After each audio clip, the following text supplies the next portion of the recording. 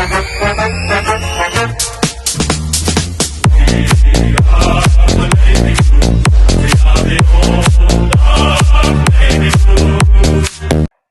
and welcome to another episode of Baggers Chat. Jack's smiling. He's happy about the loss. That's good to see. Oh, boys. How are we feeling, boys? Yay. Excited. Mate. Go Blues.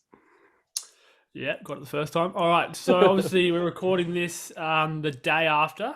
We've lost to Fremantle. 14 goals, 13, 97. Plays the not-so-mighty Baggers. 9 goals, 8, 62. So it certainly wasn't a close one in the end. We did get they got a few late goals, which made it a lot worse. But yeah, got blown away in the end. So we've gone through our predictions really quick before we touch on the match. So I had us by 19, so I was obviously quite a bit off. Ethan? Yeah, had us by 9, so off again.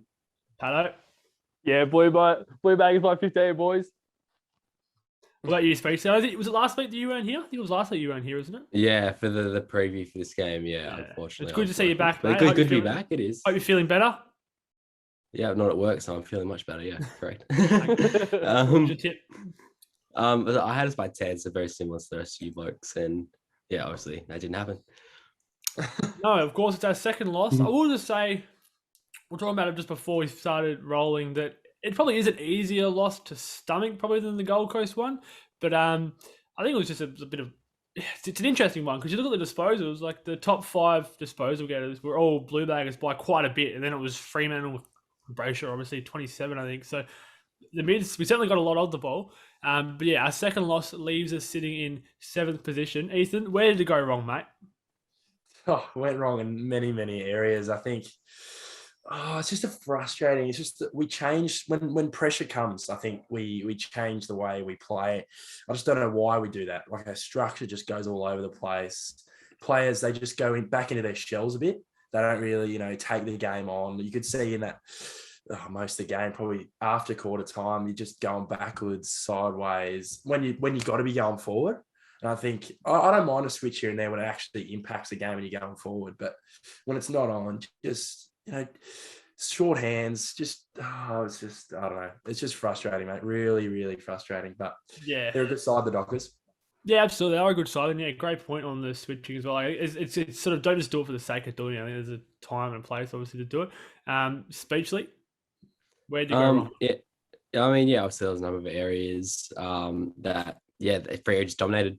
I think a big one was all our entries inside 50 just were ill-directed, and I mean, full credit to guys like Pierce, Cox, and Ryan. They did their job superbly, I think. But it was just, obviously we won the clearances not quite easily, but we won the clearances. So our mids were doing their job, but it was that last final hurdle getting inside 50. I think early, even when we were in the game, was just, and then finishing off that as well was probably where it went wrong early. Absolutely, mate. Yeah, we'll touch on the clearances in a second as well, just because with Pitto going off so early, I think it was the first quarter, wasn't it?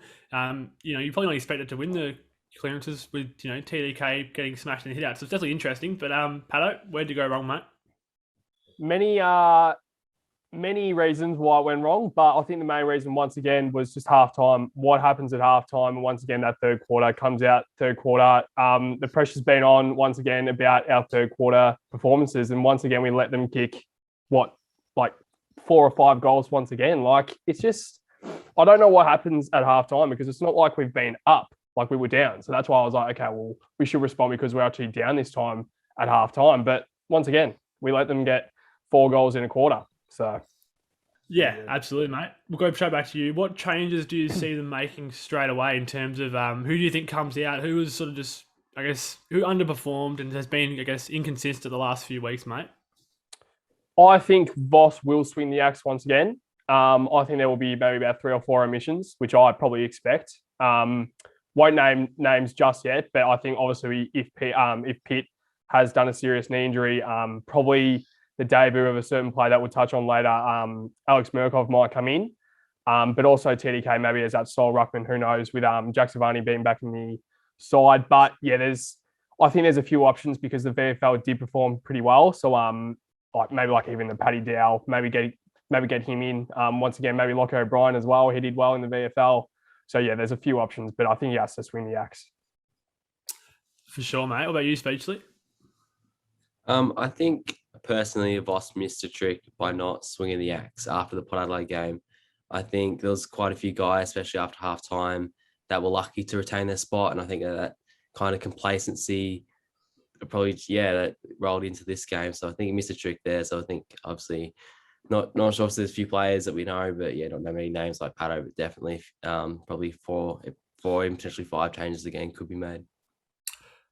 Absolutely, mate. Ethan, do you want to give me some names, please? The other two should be a bit too scared, but can you give me some names, mate, please? Give me some names. Come on. I don't like going to individuals because I think as You certainly do outside of here in the group chat pops off with certain individuals' names. But anyway. I think there's a few. I think there's a few guys that are just not up to it for mine. I think Jack Nunes, he's serviceable, but is serviceable really going to be making the 8?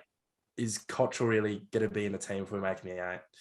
I think Owie struggled. I think it's time for a Jesse Motlop to come in. I think Durden struggled as well, but I think we keep him in. I just like the way he goes about it. Who else have we got? Nunes. See, Parks is one. Is McGovern going to be fit? When's he fit?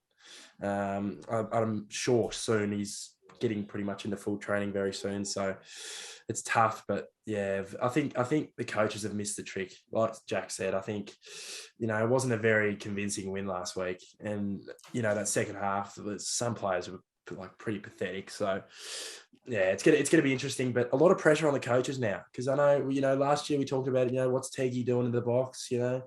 What were they doing last night? What, at halftime, what was talked about, so who knows, mate? Well, Young forward in the ruck, a backman. Yeah. What can't he do? How did you see his performance, mate? Obviously, he crept forward there and got a bit of a cheeky goal, but how did you see his performance? I thought he was okay. I actually thought he was okay. I thought him and Weeders were okay. I think, like we've been saying, I think Weeders still misses a bit of Liam Jones just there intercepting. I think he misses McGovern there as well, who flies for marks. But I think Young went okay. I think it was more as smaller defenders, like as Williams, and they just got caught up a bit. Decisions were wrong, especially Zach Williams in that last quarter, who probably lost as the game was ended when he went to a 1-on-4 inside back 50, which was it was tough to watch. But the problem is for me, are we the worst team at kicking out? Like, honestly, it seems to be. They brought in the rule where you play on and you've got about 15 meters to run, and we kick it still in our D50. Yeah, I'm not saying bomb it. You find an option, but just like you can easily get out your D50 by just going for a bit of a run and hitting a target further up. But it is frustrating. But I thought Young was good. I thought he was okay. All right. So obviously smashing the hit outs, clearances thereabouts. Does that talk about the effectiveness of their hit outs? We know how effective Pitto obviously has been with leading hit outs to advantage. What do you read into that, Speechley? I mean, as I said earlier, I think full credit to our mids, they did their job. Obviously, there was a lot more hard work, obviously without a main ruck, so they did their job. I think to read into it, I think just after that Gold Coast game, there was a lot of emphasis on being more proactive. When you haven't got a strong ruck, even when Pitto was named, I still think playing against Sean Darcy, who's one of the best rucks in the league, we needed to be on our toes to be able to guard the taps and stuff. So I think that was probably a focus going to the game. Pato? Yeah, I think overall, I think the mids were good. I thought they were good. Obviously it just shows as soon as Pitt goes down, just that it's just the math. Like it probably shows who our most important player is, because our game just changed within a heartbeat. As soon as he went off, and as soon as there was talk about he was going to miss the rest of the game, bang. I feel like the mindset of the players as well kind of changed, because they kind of all looked at TDK like he's probably not in the best form either. But they kind of, I don't know, it just changed. I mean, that's how I saw it on the TV. But I just kind of think overall, I think TDK played better than he played against Gold Coast. Of course, he definitely wasn't like Sean Darcy made him look like a little boy. So it's just overall, I just think that TDK he just need to develop. And I don't know if that's in the VFL or if that's in the senior side and trying to get more game time in the ruck. I don't know, but once again, he just got smashed in the ruck. He was quite Yeah, solid around the ground though. Like he had about 17 touches, I think. So Yeah. he was okay Yeah. in terms of that, but obviously the ruck contest. Yeah. I think What that's influence- probably. You go, mate. I You think go. that's probably why, like, because with the hitouts, like with him getting 15 to 18, like, I think that probably just shows because looking at that, it shows that TDK got absolutely slaughtered, but also around the ground, he probably beat Darcy. So, yeah. So with Pitto, let's just say he played 4 quarters. Hitouts are obviously going to be a bit closer. You would imagine. How would you see that changing? Because obviously the midfield has still got a lot of the ball anyway. So if the issues, are kicking into forward 50, or as Ethan mentioned, there was issues kicking out of D50 as well. What influence would he have made just in a pure ruck sense? Because obviously the hitouts would have been closer, but the midfield's got a lot of it anyway. So what influence, what difference do you reckon he would have made, Ethan? I think for Pitto, is his hitouts to advantage really help us get a cleaner entry into the forward 50, I think. But touching on Pitto, I know he's very important, but as a system, we can't be relying on one guy. We can't be relying on one guy. I know TDK, he's young and all that, but as a collective, your mindset's got to change. If something changes, someone goes down for a good side, they find a way to win. Like look at Hawthorn last week against Geelong. Their ruck went out, Ned Reeves, I think, and they had who they have in the ruck. I think it was, I don't know who it was, one of their forwards. They won the game against Geelong. Yeah, like, you know what I mean? Little things like that. It's just, I think we just lost mainly on general play, but with Pitto, it's easier to enter 50 because he's just directing the ball a bit easier to our mids. There's a name we haven't mentioned, obviously. I don't know if we mentioned it since we started yet. I think we mentioned it before we started, but obviously our pinch hit usually is Jack Silvani. Obviously didn't play as well, and also Matthew Kennedy as well. But just on Silvani, like I guess he's almost the second or third ruck almost, which is weird to say. And then he goes out, and then Pitto goes out. It's probably. Do you reckon there was more pressure on TDK in this game than there was in the Gold Coast game, Ethan? Yeah, definitely. Just being, pretty much the sole ruckman, and then the second ruck being exactly young or whatever. So he didn't really have any, help in there. But yeah, I don't know. I guess it's an opportunity for him, but it's also a lot of pressure. Yeah, and Satterfield in his 50th game, I think I saw him going up in a couple, which is interesting. But all right, we laid 11 more tackles, which is similar to the Gold Coast game. I think we laid like 30 odd more tackles there though. What do you read into that, Speechley? Just too slow to the ball, mate, or what did you notice there? Well, it's interesting because last week, in the first half, I think when we were dominating, I think we obviously had more of the ball and we had more tackles. So it's interesting, and obviously we had less of the ball, and laid more tackles this week. So it's interesting how that can sort of happen. But I think in terms of last night's game, it was definitely just Freo wanted the ball more. That was probably the main problem. When the ball was there to be won, they were getting it, and we were just saving the ball. Yeah, absolutely. Pato, did you see it the same way, mate? Yeah, exactly the same. It's just they simply wanted the ball more, and that's why we got more tackles because they just wanted the ball more. Yeah, absolutely. Ethan? Yeah, just to sum it up, we were chasing ass all day. So, yep. Beautiful, mate. So we've got 2 good little TikToks or clips, I guess, for socials there. Chasing ass all day and made TDK look like a little boy. So that's good. Alrighty. Full credit to Freo though as well. Just wanted to say they are and were last night very good, I think, and I think they're going to be a pretty good team moving forward. But yeah, where do you see them finishing in 2022? We'll ask that real quick. I know it's a Blue Baggers podcast, but talk about the opposition a little bit. Ethan, where do you see Freo finishing, mate? I rate them pretty highly. I don't think they'll be top 4. They haven't really faced a Melbourne I guess we haven't either. So, but I think they'll be around us if we can play our brand more consistently. But I think they'll be top six around there. Top 6, Speechley, agree? Yeah, I think they've definitely got top 4 potential. They're playing that way at the moment. Obviously, as Ethan said, they haven't played, probably many like really good teams, but definitely the potential to finish top 4. And I probably agree with top 6. Yeah. Pato, what do you reckon, mate? Yeah, I don't think they're top 4 just because they just haven't had this type of hype in a season. They'd probably maybe go towards next year into maybe more of like a top 4 sort of ladder position. But I think I reckon it's either us or them that will get a home final, elimination final. Yeah, good call, mate. Yeah, it's a great call. I think it's the same as us then, I guess, because we haven't had expectations of finals on us for a really long time. We'll go back to you, Pato, for the injury list, mate. You're the man with all the injury knowledge, so run us through that. Yeah, so obviously the main injury out of yesterday's last night's game was Mark Pitnet. Talked about on the broadcast that he did do his PCL, but not confirmed because it was a bit confusing. Because I hate it when the commentators get straight into it saying, "Oh yeah, looks like a PCL. That's a really common ruck injury," when it's not actually confirmed. Well, I mean, that's just me. I'm not really a huge fan of that, especially when they mention such a serious injury and even like an ACL. And then so obviously there's been news coming out today from Tom Rell from Fox Footy saying that he may have just gotten a deep cork. Which I think is pretty promising. I don't see him playing next week just because like he obviously missed the rest of the game. So that's a pretty like a really bad corky. So let's hope he does play, but also let's hope it's not a PCL.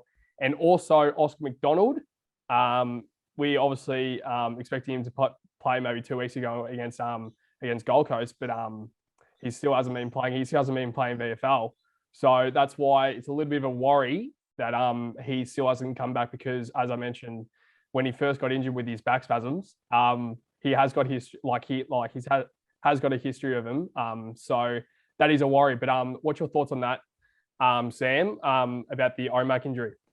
Yeah, it's interesting, isn't it? Like, it's sort of something that a lot of supporters have had issues, or fans have had issues in the past, is just that lack of communication. Like, we haven't heard. I haven't heard personally in a couple of weeks about how he's going. I think last week maybe they might have said should be good to go, or the week before, and then he hasn't been playing twos, as you said. So it is definitely interesting. And then also you mentioned the commentators and the injury thing. I completely agree. Like, they're not qualified in any way, shape, or form. I get they played, so if Luke Darcy's there commentating, he has some sort of an idea, I guess, of ruck injuries. But injuries in general, but. Yeah, I agree on that. And then OMAC is definitely an interesting one. What about you, Speechley?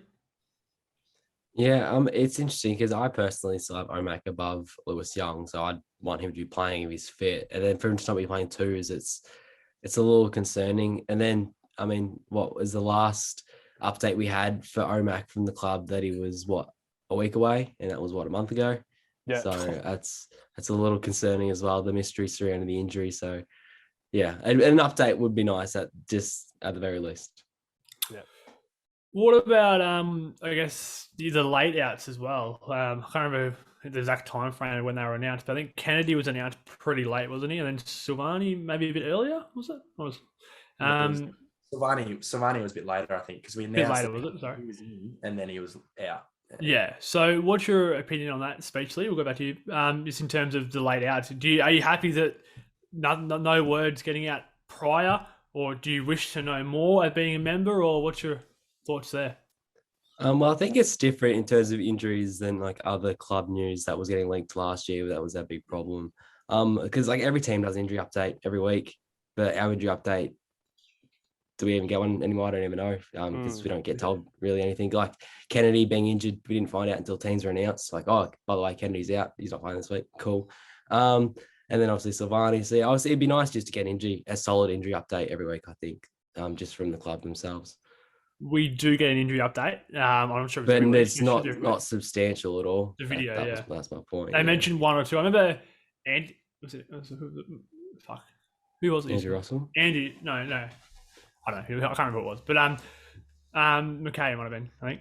He used to do like a really extensive one, and he used to go through literally the whole VFL, whole AFL, 10. It was literally a 3 or 4, 5 minute video just through freaking every person that had a cold, like just everything. But also we'll go to you now, Ethan. Do you think that they don't want to put it out there that Kennedy might have an issue with his leg? We're hoping he's okay, or might have an issue with this or that part of his body. Do you think they don't put that out there because then other teams, like in cricket, if you know they have a sore arm, you just try and break their fucking arm. But like in footy, do you think they do that so they don't know there's a potential, they're carrying a potential injury, or how do you see it, mate? Yeah, I don't really get some teams really hiding stuff. Like, it's really hard to hide a lot of things. Especially actual injuries. But I think with Bam Bam's one, it was more soreness. I think he had soreness last week. He wasn't moving as well. I think prior to that, I think it was Gold Coast game. He wasn't 100% either. He just looked a bit slower than he was in previous games. So it's tough, but yeah, we just need more information, I think, on injuries, just more in depth, I think, because some of the injuries, we're not all fucking trained doctors or whatever. We need to know, what's going on, like what's actually wrong with them, how long, and when are they going to, when are they coming back to play rather than when are they going to come back to train?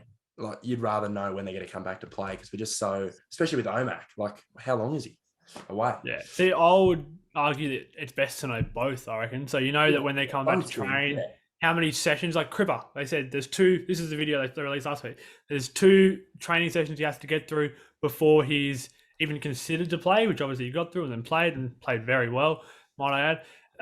So yeah, that's good. Like they give you the pathway of what they need to do to play and when they're expected, but then they're not following through with that. Like they said, Omac was, without touching on it too much, but he said 1 week or 2 weeks, whatever it was, if this happens, all this happens, and then we don't hear anything. It's like it just doesn't exist. And there's a few other players that we're just not hearing about, like his Marchbank and like how far away is he? Like I wouldn't even know. Like I genuinely wouldn't know. Does he still play for Carlton? I don't even know. Yeah. Cunningham, I don't know. That's probably just my lack of knowledge. But what's wrong with him? Like I know he done his how far away? Last I year. know he done his ACL. ACL, Sorry, yeah. I know he done his ACL. That would be almost a year now, wouldn't it? He's doing. He should be running one now. Yeah. Yeah, so literally just go through everything, I would have thought, but what do I know? All right, it's enough with the negatives. It's 25 minutes-ish of negatives, so we'll get through the very slim amount of positives that there was. Pato, who was the best on ground, mate? I think there were a few, surprisingly, from a loss, but I think my main one is probably Patrick Cripps. Once again, another captain's performance, really. He really put his team on his back. He came out with 32 disposals, 3 goals, 5 tackles as well, and went at 81% efficiency. I think that's a pretty good performance. And me personally, I think he'll get the 3 votes. Agreed. Speechley. Sorry. Yeah, obviously Cripper, Bog, but for me personally, a special shout out to Sardi. I think he was probably one of our best in that back half. 23 touches, 8 marks. He was just solid as a rock. When most of our other smaller defenders weren't really. So, yeah, shout out to him. Absolutely. Interesting week for you, Speechley. The Blues get done by 6 goals and you finally hit puberty. Ethan, best on ground, mate?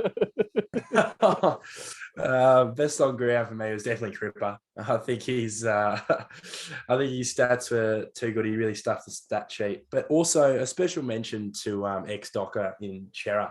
Thought he was very good. I think he was the 2nd-rated Blue on the ground and 5th overall on the ground. 32 touches, 82% efficiency, 13 ground ball gets, 7 clearances, 5 score involvements, 27 pressure acts. So I thought Ches was good, but once again, it needs to be a collective effort, and we weren't good enough as a collective. Completely agree, mate, with them too. I'll go Cripper, and then I think Chera was good considering every time he looked at the ball, there was a few cheers. Cripps best in league, Ethan? Would you say that? By far. Right, kicks, goals, tackles. His disposal have been fucking amazing. His efficiency was like, I don't know, I think it was 82% last night, 81%. Cripps was 81%. Yeah. That's nuts. I thought he was just a bull, but yeah, mate, seriously, he just keeps on giving. One player I thought that I will just touch on real quick. The player that I thought, he got 32 disposals. So you read that and you go, he had a good game. I think Doherty was a bit off. There was a few, especially that minute there was a bit of passage of play where he fumbled, I think, and then kicked it like almost along the ground, like halfway. I can't remember who it was to, but I thought he was a bit off. But it's unfair to single out one player. He's having a great year, so even though I just singled him out. One positive every week, every time we lose. If you can just take away one positive, for me, it's looking forward to my favourite part of the show, which is, of course, Speak Up Speechley. Jackson, take it away, mate. Thanks, mate. I appreciate it. Obviously, when you lose by 6 goals, you're going to have some negatives. We've covered quite a few already. Putting the club on blast for not telling us anything at all. We've covered that. It's great. We love that. I think another thing as well is it's just our fall-offs in games. Once again, obviously we're up at quarter time. And then I think after halfway through the second quarter to the end of the game, it was like Like it was like 12 goals to 6 after from halfway through the second quarter to the end of the game. So just that fall off again every week. But I guess you could say as a positive from that's probably the most consistent performance across 4 quarters we've had all season. We've just been consistently average rather than being, really good and then shit and really good. So that's one positive takeaway from it. Probably our most consistent performance all year. So good job, boys. But yeah, it's just frustrating, obviously, start off well, but okay, and then just not show any other fight after that once again. Do you want to know that? Well done, mate. That was a very good segment from you. I don't like the fact that you mentioned positives. It's Speak Up Speechley. It's just got to be negative. If you have to go after and attack someone, just do it. Don't be positive though. No. I think it's a good point because I thought after the first quarter we were up by 4, maybe something like that. Albeit I couldn't give it my full attention because I was working at the time, but I was thinking, okay, maybe we didn't come out and smash them by 5 goals in the first quarter. So I was like, okay, maybe it's going to be a sustained 4-quarter effort. We're going to go with them. It's going to be a good game of footy, and we'll win by a couple of goals or be thereabouts. I was like, that one, or at least that one good quarter is still to come. It never really came because the first quarter we weren't heaps better than them. It was even enough, probably slightly better, but yeah, I don't know. I was just thought that one good quarter was going to come, or it would at least be a more sustained effort. I didn't think we were going to lose by 6 goals, to be honest with you. This is where the Gold Coast losses hurt more because we didn't get the 4 points first and foremost when we should have done. We should have been, we're a better team than them. Freo are a good team, but Gold Coast, they're okay, but we're better than them. And not only did we not get the win, to lose by 5 goals, whatever it was, like our percentage is laughable at the moment. It's very bad. And that's where they come back to hurt you, especially later on in the season. But yeah, well done, mate. I agree. You agree with that, Ethan, do you? You look a bit bored there, mate. No, yeah, I agree, mate. I'm just sick and bored of talking shit about this football club because these performances need to stop happening. But like I said, there'll be bumps in the road in this process. Trust the process. I am trusting the process. Can I ask one question? 2015 all over again. Let's go. One question before we wrap up. We all predicted the Blues on our on the show and all that. That's all well and good. Did you actually fully expect us to win, Jack? Honestly, not a chance. On my ESPN footy tips, I tipped Freo. Yeah, Ethan, did you think it would win? Honestly, in your heart of hearts. No, I thought it'd be tough, but I thought we could. And I think Cripper in was a big factor for me. But yeah, I think it was always going to be tough, and I think they were due to beat us. So yeah. Hello. Yeah, I think that just. I mean, I definitely was more biased towards Carlton just because I love them. But I don't know. I think definitely it was more that just shows that Fremantle are a bloody good side and we're just not up there just yet. Absolutely, man. I just want to say as well, I like the 2 scarves. You got the one hanging up. I do like that. It's very nice. All right, boys. Final thoughts. You got anything else you wanted to add real quick before we move on and wrap it up? Big game against North next week. I'm scared. One of them ones. Surely we are scared to win. They just lost by 60 points against Geelong. They'll be looking for some revenge. Hello, I think you, just when it comes to North Melbourne games alone, I think you just sort of got to just tone it down a little bit. After last year, yeah, that is why I'm saying right now they will be looking for revenge. They are looking for revenge. Nick Larkey's the best forward in the league. Oh no! At least you went the other side this time. No, that's good. At least you went the other way. In all seriousness, if we're being serious about ourselves, we've got to knock them over by 10 goals. Oh, 100%. But yeah, I'm a bit uneasy. North are a bit of a team where all my life, they've always been, you go into the games going, oh, we really get a beat them here? It's a bit like, I don't know. Especially at Marvel. Have not been in Marvel for 10 years. Personally, I think this is one of their worst teams ever. So, I don't know. Oh, no. What a respect. Absolutely. Please all right. boys. We'll wrap it up there, boys. Nothing else to add. Thank you to everyone for watching, sticking with us. Make sure you like, follow, subscribe, share. Tell your mum, tell your dad, tell everyone what's going on. Hello. As always, mate, tell your dog. And as pleasure on. always, boys, up the baggers. Go Baggers.